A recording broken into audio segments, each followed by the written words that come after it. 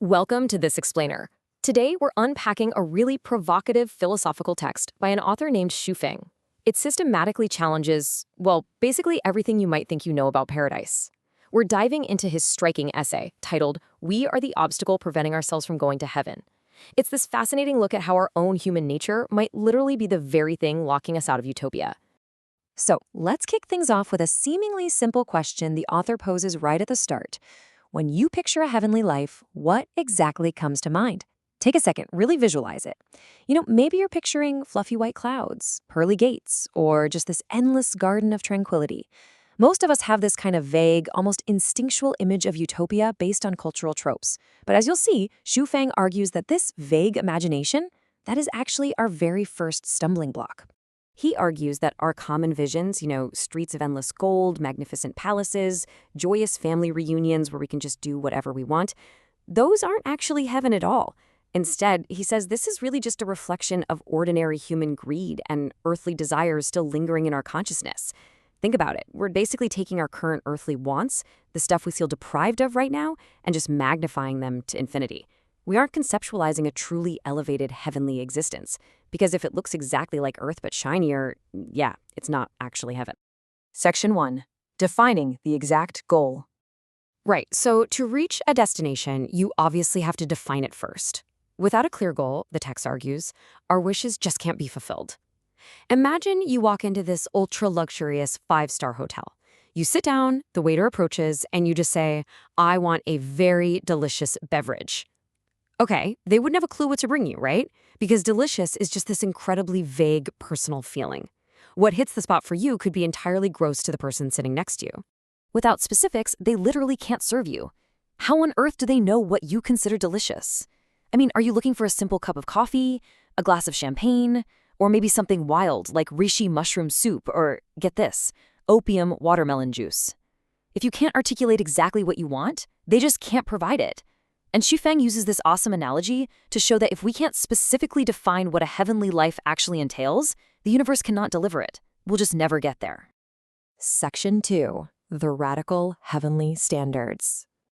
Just like ordering that specific drink, Xu Feng lays out these incredibly specific and honestly super radical parameters for what constitutes a real heavenly life. And fair warning, it looks absolutely nothing like human society today. According to the text, a true heavenly realm is completely devoid of traditional human structures. And I mean completely. We're talking absolutely zero countries, no political parties, no religions, plus no marriage, no families, no private property, and no money. There aren't even any laws, courts, police, or soldiers. The whole shebang, the distinctions, the rules, that entire societal scaffolding we totally rely on, is just wiped clean. Now, you might be wondering, why would anyone want that? Well, in exchange for ditching those structures, this defined heaven offers something pretty incredible: ultimate abundance. You'd literally never worry about food, clothing, shelter, or transportation ever again. There are zero safety concerns and absolutely no administrative orders from governments or bosses telling you what to do. It is pure, unadulterated freedom. The underlying philosophy here is that by completely eliminating private ownership and the hoarding of wealth, you also eliminate scarcity, division, and conflict. It's a massive trade-off, for sure. You have to totally surrender earthly norms to unlock universal abundance. So that brings us to the million-dollar question. Can we as individuals actually meet these demanding standards? Like, it's one thing to say we want ultimate freedom and absolute safety, but actually detaching from the earthly systems that have defined human existence for thousands of years, that's a whole different ballgame. Are we truly prepared to just let it all go? To get there, the text outlines 4 specific personal attachments we've got to completely give up to prepare our consciousness. Step 1, do not marry. Step 2, do not acquire any private property whatsoever.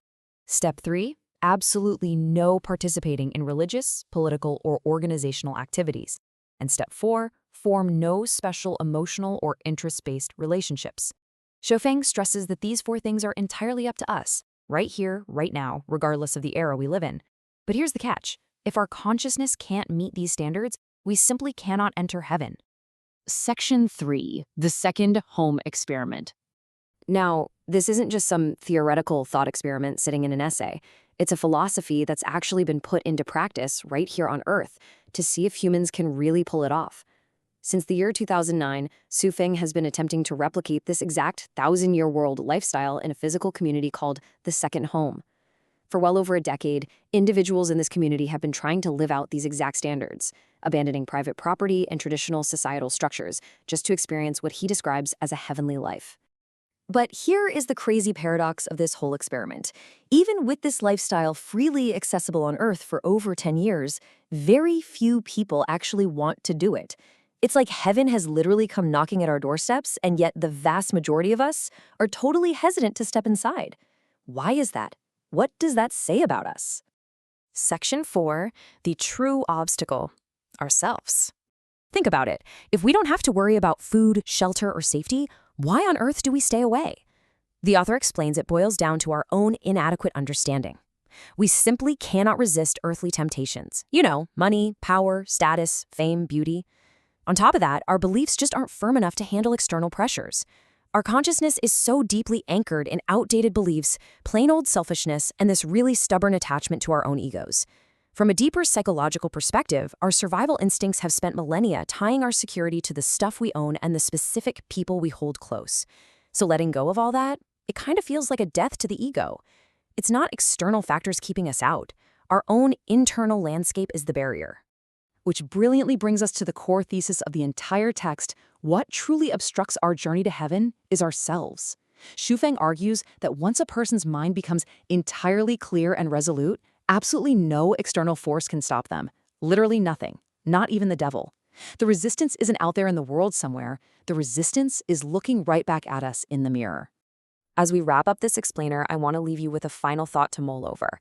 If the ultimate cost of true paradise is abandoning everything that makes up your current earthly identity, your property, your specific relationships, your status, your entire ego, could you actually give it up? Or, as the author suggests, are you the very obstacle standing in your own way? Thanks for joining me on this deep dive, and I will see you in the next explainer.